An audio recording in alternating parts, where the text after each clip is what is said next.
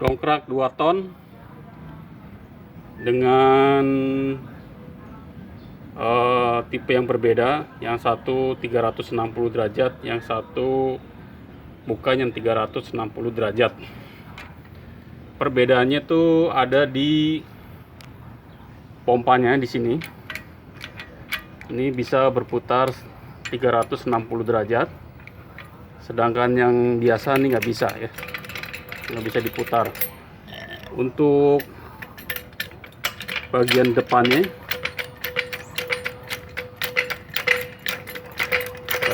sama.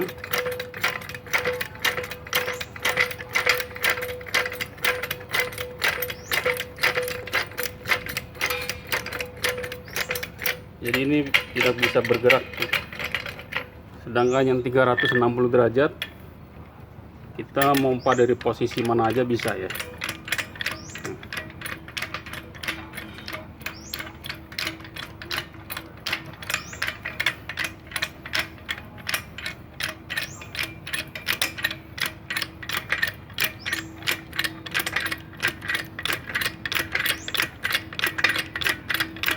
Untuk bagian ininya sama, ini juga sama.